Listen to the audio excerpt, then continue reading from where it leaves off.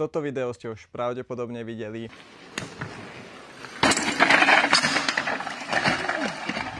No a toto je moja bývalá príľba s takouto prasklinou, ktorá mohla byť na mojej lepke. Poďme si vysvetliť, že prečo nosiť príľbu. Nechcem z toho videa robiť nejakú senzáciu, ja som si ostopol v tomto bode, poslal som to do ChatGPT a ten mi vlastne napísal, že čo všetko mohlo nastať. Mohlo nastať poranenie hlavy a mozgu, otras mozgu, tržné rany na čele, zlomeniny lepky. To by nastalo asi aj v prípade, keď som ja padol s mojou príľbou, vidíte, aká tam je prasklina. Krvácanie do mozgu, čo je nebezpečné aj pri malej rýchlosti, príznaky sa nemusia ukázať hneď. Tvar a zuby, to je myslím si, že jasné, vyrazené zuby, zlomená sanka a nos.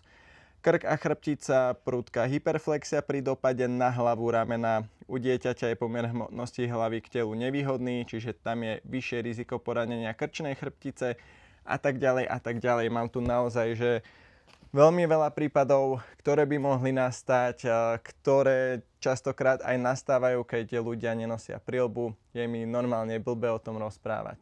Nechcem ísť teraz súdiť toto video toho jazdca, jedného jazdca alebo druhého jazdca. Proste stala sa situácia, aká sa stala, alebo nastal proste pád, aký nastal. No a základ je proste nosiť príľbu, teraz ste to počuli, vidíte to všade, noste príľbu. Ja osobne jazdím 15 rokov a nikdy v živote by som sa neodvážil ísť na trail bez príľby. Ani proste, ako sa hovorí, porožky do obchodu by som nešiel nikdy bez príľby. Chalani tam napísali, že sa našťastie nikomu nič zle nestalo, že v podstate si to medzi sebou nejako prediskutovali, že mu kričali vlastne, on asi nepočul, že tam idú skákať. Ja neviem, nie je toto v princípe jedno. Ešte by som chcel povedať, že bol som na tom mieste, vyzerá presne takto. Ešte aby ste to videli, idem vám ukázať presne to miesto, kde sa to stalo. Takže, tu je drop. Neviem úplne presne, či to bolo tu. Tu ide normálne takto trail. No a o čo ide vlastne, aby ste poukazovali na to, že ľudia nejazdia s príľbou. Ideme si pozrieť ešte zákony, aké máme na Slovensku. Ja som si to študoval už vopred a tie zákony sú, deti do 15 rokov by mali mať na hlave cyklistickú príľbu vždy, keď idú na bicykli, bez ohľadu na to, po akej ceste idú. A dospelí povinnosť nosiť príľbu majú len mimo obce, čiže ak jazdíš medzi dedinami, na cestách, mimo mesta a podobne.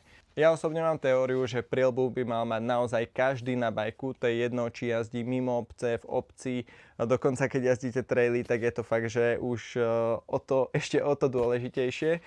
Pokiaľ by ste spadli bez príľby, tak ja osobne by som to nechal tým ľuďom preplatiť, pretože je to veľmi nezodpovedné voči zdravotníctvu a hlavne voči svojim blízkym, že v podstate idem jazdiť dole kopcom, alebo nielen dole kopcom, nedám si príľbu.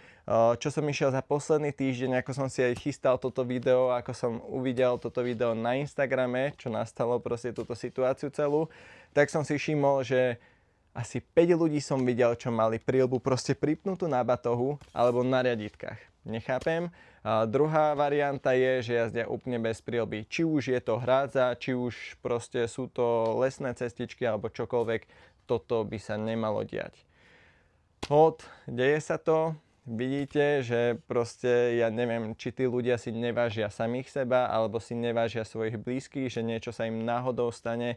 A to ešte poviem to, že ani s takouto príľbou to neznamená, že sa nič nemusí stať. Ja osobne, keď som padol som priamo na kameň presne na toto miesto, tak si to proste nepamätám. Došla po mňa sanitka, potom som si začal rozpamätávať až v sanitke, že čo sa dialo.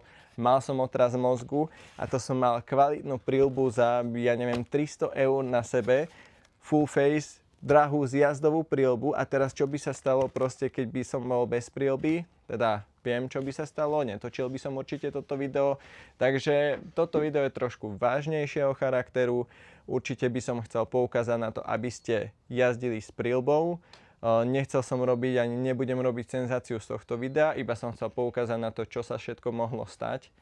Vďaka Bohu, že sa to nestalo a ako náhle uvidíte niekoho bez príľby, kľudne mu to povedzte.